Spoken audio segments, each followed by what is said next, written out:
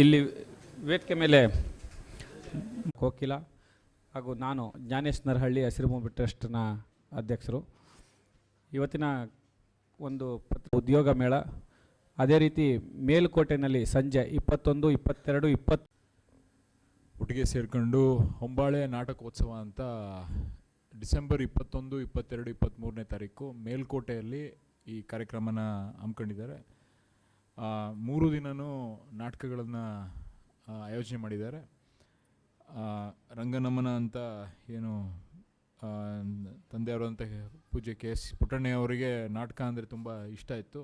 ಅದೇ ರೀತಿ ಈ ಎರಡೂ ಟ್ರಸ್ಟ್ ಅವರು ಸೇರಿಸಿ ಈ ಒಂದು ಕಾರ್ಯಕ್ರಮನ ಆಯೋಜನೆ ಮಾಡಿದ್ದಾರೆ. ಮೊದಲನೇ ದಿನ ನನ್ನ ತೇಜಸ್ವಿ ಅನ್ನೋ ಒಂದು ನಾಟಕ, ಎರಡನೇ ದಿನ ಕೂಡಲ್ಲ ಅಂದರೆ ಕೂಡಲ್ಲ, ಕೊಡಲ್ಲ ಅಂದರೆ ಕೊಡಲ್ಲ, ಆಮೇಲೆ ಒಡಲಾಳ, ಈ 3 ನಾಟಕಗಳನ್ನು ಆಯೋಜನೆ ಮಾಡಿದ್ದಾರೆ. ನರಹಳ್ಳಿ ಜ್ಞಾನೇಶ್ ಅವರು, ಹಸಿರುಭೂಮಿ ಟ್ರಸ್ಟ್ ಅವರು ಮತ್ತು ದೃಶ್ಯ ಟ್ರಸ್ಟ್ ವತಿಯಿಂದ. ಇಲ್ಲಿಗೆ ಹಲವಾರು ಜನರು ಗೆಸ್ಟ್ಗಳು ಬರ್ತಿದ್ದಾರೆ. TN ಸೀತಾರಾಮ್ ಅವರು ಮತ್ತು ನಾಗ್ತಿಹಳ್ಳಿ ಚಂದ್ರಶೇಖರ್ ಅವರು, ಪ್ರೊಫೆಸರ್ ಕೃಷ್ಣೇಗೌಡರು, ಈ ಥರ ಹಲವಾರು ಗಣ್ಯ ವ್ಯಕ್ತಿಗಳು ಬಂದು ನಮ್ಮ ಏನು ಕಾರ್ಯಕ್ರಮದಲ್ಲಿ ಭಾಗಿಯಾಗೋಕ್ಕೆ ಒಪ್ಕೊಂಡಿದ್ದಾರೆ.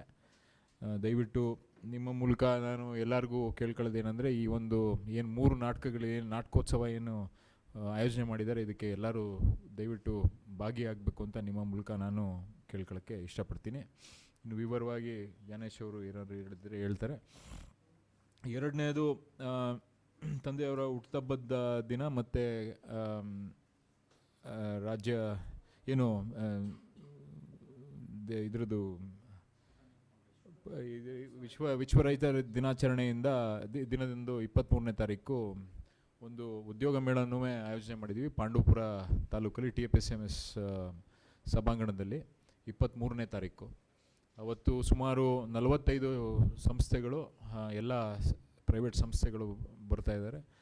ಸುಮಾರು ಅವರು ಹೇಳಿರೋ ಪ್ರಕಾರ 500ಕ್ಕಿಂತ ಹೆಚ್ಚು ಜನರು, ಎಲ್ಲ ITI ಮಾಡಿರೋಂಥವ್ರು, ಡಿಪ್ಲೊಮಾ ಮಾಡಿರೋಂಥವ್ರು, ಡಿಗ್ರಿ ಮಾಡಿರೋಂಥವ್ರು, ಅದ್ರ ಜೊತೆಗೆ BSc BA BCom ಡಿಗ್ರಿಗಳು, ಅದ್ರ ಜೊತೆಗೆ ಇಂಜಿನಿಯರಿಂಗ್ ಮಾಡಿರೋಂಥವ್ರು, ಈಗೆಲ್ಲ MBA ಮಾಡಿರೋಂಥವ್ರು, ಇವ್ರಿಗೆಲ್ಲರಿಗೂ ಅವಕಾಶಗಳಿದೆ ಅಂತ ಈ ಒಂದು ಕಾರ್ಯಕ್ರಮನ ರೂಪಿಸಿದ್ದೀವಿ. ನಿಮಗೆ ಗೊತ್ತಿರೋಂಥದ್ದು ನಿರುದ್ಯೋಗ ಸಮಸ್ಯೆ ಇದೆ, ಅದನ್ನು ಓಡಾಡ್ಸೋಕ್ಕೆ ಎಲ್ಲ ಥರ ಪ್ರಯತ್ನಗಳನ್ನು ಮಾಡ್ತಾಯಿದ್ದೀವಿ.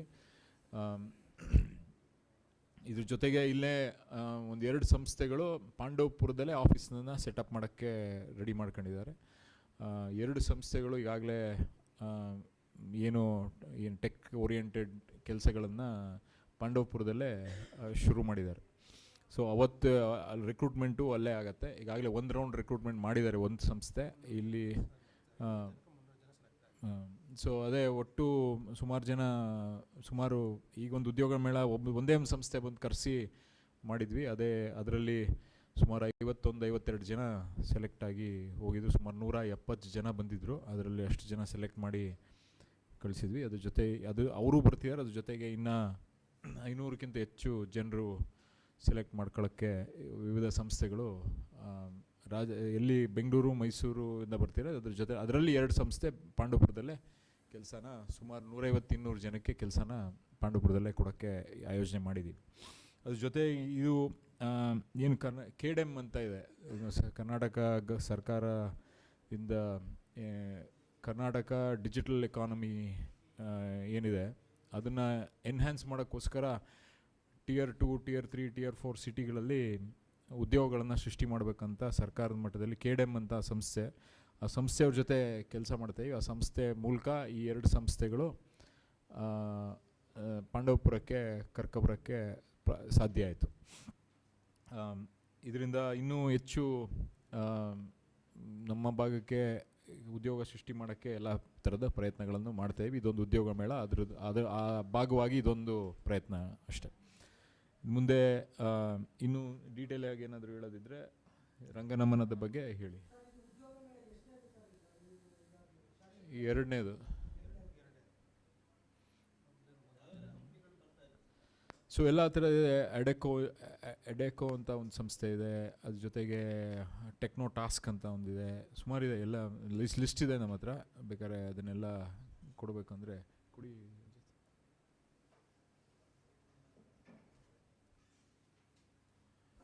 ಸೊ ಸಂಸ್ಥೆ ಹೆಸರು ಟಾಟಾ ಸ್ಟ್ರೈವ್ ಅಂತ ಇದೆ, NTTF, voice of the needy, info hub, ಅದ್ರ ಜೊತೆಗೆ magic bus, sunrise associates, creative engineers, med plus. So ಈ ಥರ ಎಲ್ಲ ಸಂಸ್ಥೆಗಳು, ಈ ಥರದ್ದು 45ಕ್ಕಿಂತ ಹೆಚ್ಚು ಸಂಸ್ಥೆಗಳು ಬರ್ತಾ ಇರೋಂಥದ್ದು. 52 ಜನ ತಗೊಂಡಿದ್ವಿ, ಅದೇ 170 ಜನ ಅಟೆಂಡ್ ಮಾಡಿದರು, 52 ಜನ ತಗೊಂಡಿದ್ವಿ. ಅದು ಆ 52 ಜನಕ್ಕೆ ಈಗ ಮೈಸೂರಲ್ಲಿ ಟ್ರೈನಿಂಗ್ ಮಾಡ್ತಿದ್ದಾರೆ. ಮೈಸೂರಲ್ಲಿ ಟ್ರೈನಿಂಗ್ ಆದಮೇಲೆ ಪಾಂಡವಪುರದಲ್ಲೇ ಕೆಲಸ, ಆಫೀಸ್ ಎಲ್ಲ ಸೆಟಪ್ ಮಾಡ್ತಿದ್ದಾರೆ ಅವರು. ಟ್ರೈನಿಂಗ್ ಆದಮೇಲೆ ಪಾಂಡವಪುರದಲ್ಲೇ ಕೆಲಸ ಮಾಡಿಸಿದ್ರು. ಅದೇ ಅವ್ರು ತಗೊಳಕ್ಕೆ ಈಗ ಅವ್ರ ಲಿಸ್ಟ್ ಪ್ರಕಾರ ಕಮ್ಮಿನೇ ಹೇಳಿದೆ ನಾನು. ಅವ್ರ ಲಿಸ್ಟ್ ಇರೋದು ಕ್ಲೋಸ್ ಟು 1000 ತಗೊಳ್ತೀವಿ ಅಂತ ಹೇಳಿದ್ದಾರೆ, ಎಲ್ಲ ವೇಕೆನ್ಸಿಗಳನ್ನು ಆ್ಯಡ್ ಮಾಡಿದ್ರೆ. ಬಟ್ ಅಟ್ಲೀಸ್ಟು ದೊಡ್ಡ ಮಟ್ಟದಲ್ಲಿ ಜನರು ಭಾಗಿಯಾದರೆ, 30-40% ಆದರೂ ಕನ್ವರ್ಷನ್ ಆದರೆ ನಮಗೆ ಇನ್ನೂ ಒಂದು 500 ಜನ ಆದರೂ ಸೇರ್ಕೊಂಡ್ರೆ ಒಂದು ಸಕ್ಸಸ್ಫುಲ್ ಅಂತ ನನ್ನ ಪ್ರಕಾರ.